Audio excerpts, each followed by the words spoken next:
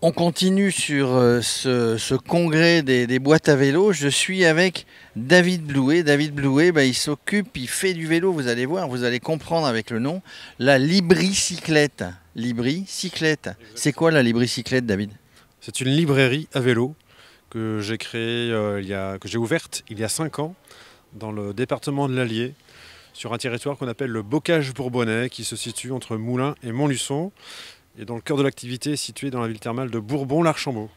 Une très belle ville d'ailleurs que je connais. Il y a une station thermale d'Auvergne. Donc à la base, vous avez une librairie traditionnelle. Alors ça n'a pas commencé comme ça a commencé avec du pur vélo. Je suis arrivé il y a 6 ans dans cette région, il y avait un café-librairie qui fermait. Il s'agissait de reprendre cette activité, mais sur une activité sédentaire, sur un territoire rural très peu dense et avec du bâti à racheter, c'était peine perdue. Et puis j'étais déjà dans une dynamique de vélo taffeur, donc j'ai très vite imaginé cette solution de librairie qui va vers les lecteurs avec un vélo cargo construit sur mesure pour l'occasion et qui s'appelle donc la Libricyclette. La Libricyclette, alors est-ce que c'est justement pas la bonne occasion de faire lire les gens? Comme vous venez de dire, le livre ou la librairie va au lecteur, ça évite d'attendre que le lecteur vienne à la librairie finalement. Donc vous avez établi une tournée mensuelle avec des gens qui vous passent commande ou pas. Les gens savent où vous arrêtez, vous êtes avec votre vélo cargo et vous avez tout le stock et vous vendez soit les commandes qui vous ont été passées, soit sur place, les gens vous demandent conseil et vous les conseillez sur un livre. C'est à peu près ça.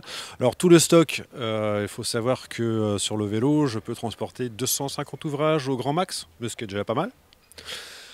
Donc en fait, je viens avec une sélection du moment, qui peut aussi prendre la couleur d'une thématique de marché, d'événements liés au point de rencontre où je me rends.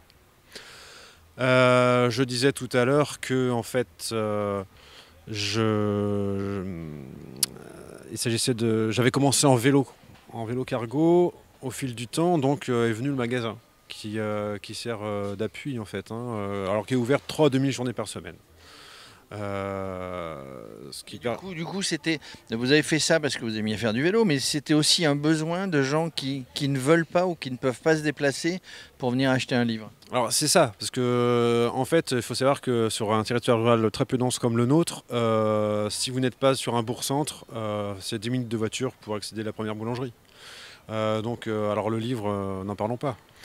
Donc c'était vraiment cette idée effectivement d'aller vers les gens et alors de les surprendre parce que en fait ils s'attendent pas à ce qu'un libraire vienne vers eux. Finalement le vélo c'est une accroche, c'est une entrée en relation. Quelque part je dirais même que le livre est un prétexte. Alors on parle un peu fort parce qu'il y a un avion, hein. C'est pas un vélo, il distribue pas des livres, donc le livre est un prétexte. Ouais, je dirais justement que le livre est un prétexte. De contact, on rentre en discussion, les gens ont envie de parler. C'est aussi un projet de lien social et de lien avec le territoire. Je suis arrivé sur ce territoire, je connaissais personne. Maintenant tout le monde me connaît et je fais du lien entre les assos, les démarches, les dynamiques. Du coup, est-ce que vous êtes aidé par les collectivités, la mairie, la région, le département peut-être? Non, pas encore. Alors on lance un appel, il faut l'aider. Oui, alors il y a aussi une question de choix. C'est-à-dire que j'ai pas du tout envie de répondre à une demande de subvention moyennant contrepartie, qui est des charges qui m'échapperaient. J'ai envie de rester autonome et indépendant dans mon activité. Par contre, ce qu'on peut dire, c'est que il y a une loi qui concerne donc notamment le métier de libraire, qui a été votée le 16 décembre dernier à l'Assemblée nationale et qui, de manière facultative, autorise les communes et les intercommunalités à subventionner les librairies typiquement.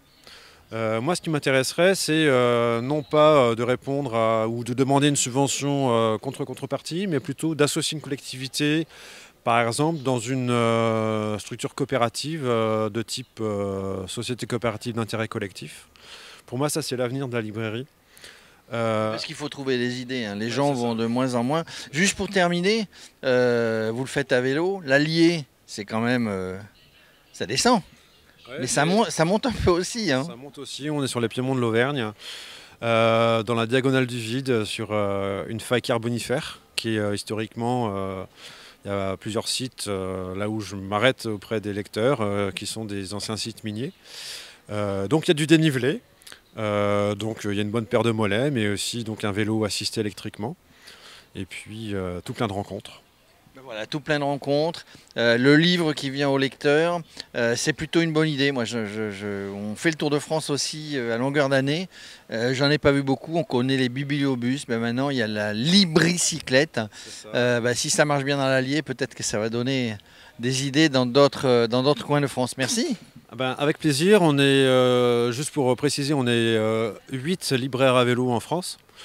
Et pour ceux qui sont curieux de suivre cette aventure de la libricyclette, vous pouvez aller jeter un œil sur la page Facebook de la librairie, La Libricyclette, Libricy. Voilà, tout est dit. Merci.